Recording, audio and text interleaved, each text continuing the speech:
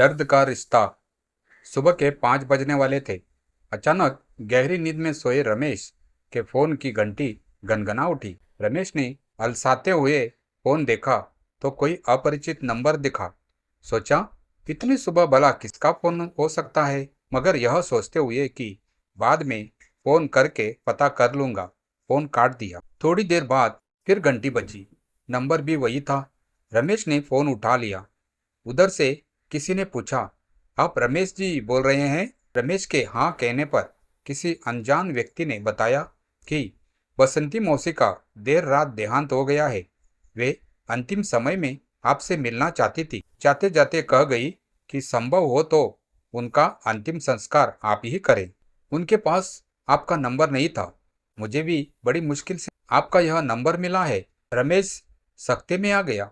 सिर्फ इतना कहा, हाँ मैं आता हूँ। पास सो रही पत्नी लता को उठाते हुए बसंती मौसी के निधन की सूचना दी। दोनों तुरंत अपनी कार से रवाना हो गए। रास्ते में लता ने पूछा, क्या आप उनका दाह संस्कार करेंगे? आपका उनसे ऐसा कोई रिश्ता तो था नहीं? रमेश बोला, उनसे भले खून का रिश्ता ना था, मगर दूध के दर्द का रिश्ता तो था। अपने अंतिम वक्त में माँ ने बताया था कि बसंती ना होती तो आज तू भी इस संसार में नहीं होता बेटा। मैंने पूछा था, ऐसा क्यों कहती हो माँ? मुझे आपने जन्म दिया, आपकी ममता की छांव में पला हूँ, फिर इसमें बसंती मौसी कहाँ से आ गई? तब माँ ने बताया था कि जब मैं पैदा हुआ था तब माँ की हालत ऐसी नहीं थी कि वो मुझे अपना दूध पिला सके। हम दोनों की जान खतरे में थी। तब बसंती मौसी नर्स थी और कुछ ही दिन पहले ही उनकी नवजात बच्ची चल बसी थी। अस्पताल में माँ की देखभाल वही करती थी। उनसे मेरी व माँ की हालत देखी नहीं गई। उनकी ममता ने माँ से पूछे बिना ही मुझे जीवन अमृत देना शुरू कर दिया था। उन्होंने माँ से कहा था, आज से यह मेरा भी बेटा है सुधा, अब मैं इसकी मौसी हूँ।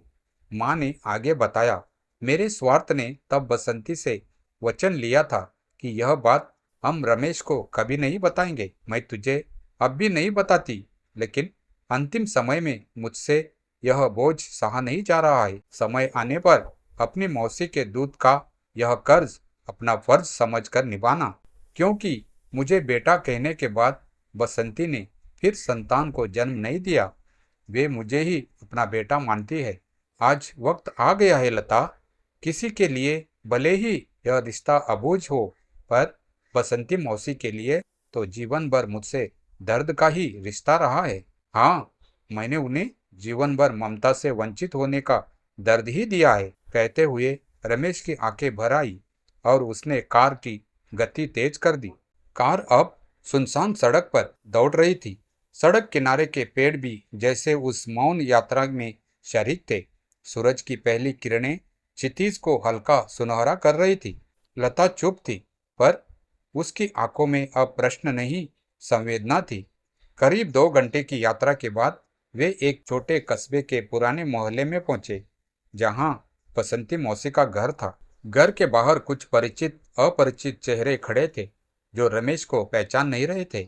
लेकिन जैसे ही रमेश ने कहा, मैं रमेश हूँ, सुधा का बेटा, एक बुजुर्ग महिला की आंखें भर आई। वो आ गया बेटा? वो तो तुझे बुलाते बुलाते ही चली गई, उन्होंने कहा और रमेश को अंदर ले गई। अंदर एक शांत कमरा था। बीच में सफेद चादर से ढकी बसंती मौसी की निष्प्राण देह पड़ी थी।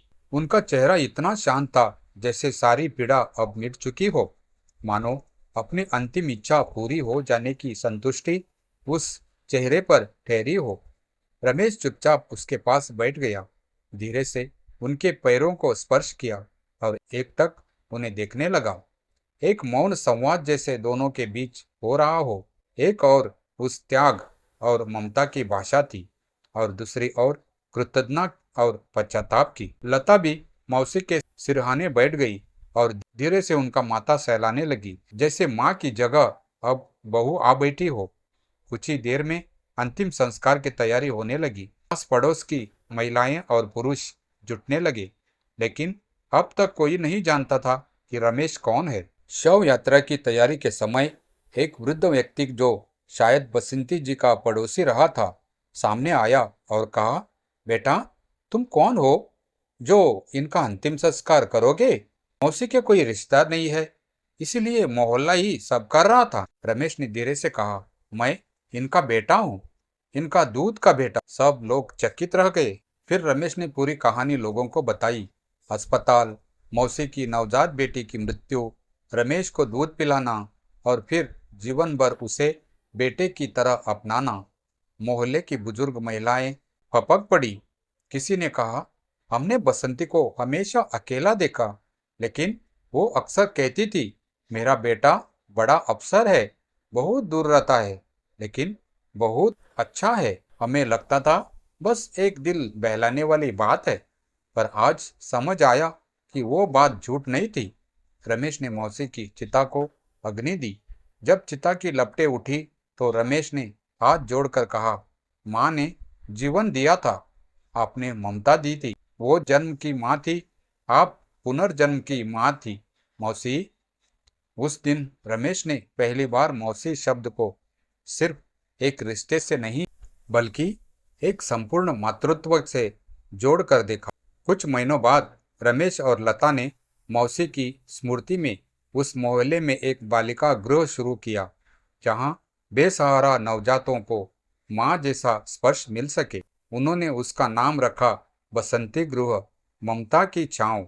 अब रमेश को कभी कोई अपरिचित माँ मिले या अनाथ बच्चा, वो बस इतना ही कहता, मैं बसंती मौसी का बेटा हूँ। बसंती मौसी को गए 6 महीने हो चुके थे। रमेश और लता ने अपने वादे के अनुसार उसी मोहल्ले में बसंती गृह, ममता की छांव की शुरुआत की। पुराने खंडरनुमा मकान को उन्होंने खुद बैठकर ठीक कराया था। वहां अब एक प्यारा सा बच्चा घर था, जहां दीवारों पर रंगीन फूलों और तितलियों के चित्र थे। एक छोटा सा पुस्तकालय था और हर कमरे में बसंती मौसी की तस्वीरें। एक दिन सुबह की बात है, दरवाजे पर घंटी बजी। रमेश ने दरवाजा खोला तो सामने एक टोकरी रखी थी, जिसमें एक नन्ही बच्ची लिपटी हुई थी। उसकी आंखें खुली थी और ओठ हिल रहे थे, जैसे कुछ कहना चाह रही हो। पास ही एक कागज रखा था। मैं इसे जन्म तो दे सकी, पर समाज का डर इसे पालने नहीं देगा। अगर आपकी ममता की छांव सच्ची है तो इसे अपनी बेटी बना लीजिए। एक मजबूर माँ। रमेश और लता स्तब्ध थे, लेकिन अगले ही पल लता ने बच्ची को गोद में उठा लिया। बच्ची की हथेली में एक कड़ा था, उस पर नाम गुदा हुआ था, किरण। रमेश की आंखें भर आई। लता, ये बसंती मौसी की पहली बेटी नहीं बन सकती? लता मुस्कुरा दी। बसंती मौसी की ममता अब किरण बनकर लौट आई है। किरण अब बसंती गृह की पहली बेटी बन गई थी। किरण की देखभाल में रमेश और लता ने कोई कसर नहीं छोड़ी। मोहल्ले के लोग, जो पहले इसे सिर्फ एक संस्था मानते थे, अब भावनात्मक रूप से जुड़ने लगे थे। कोई रोज दूध लाता, कोई कपड़े सिला कर देता, कोई कहानियां सुनाने आता। किरण हंसती थी तो बसंती मौसी का चेहरा नजर आता। रमेश उसे रोज तस्वीर दिखाकर कहता, देखो, यही है तुम्हारी मौसी दादी, जिन्होंने मुझे ममता दी थी। अब तुम्हें दुनिया की सबसे सुरक्षित छांव मिलनी चाहिए, ममता की छांव। कभी किसी ने रमेश से पूछा, इतना सब करने की प्रेरणा कहाँ से मिली आपको? रमेश ने मुस्कुराकर किरण को गोद में उठाया और बस इतना कहा, माँ ने जन्म दिया, पर ममता बसंती मौसी ने सिखाई थी।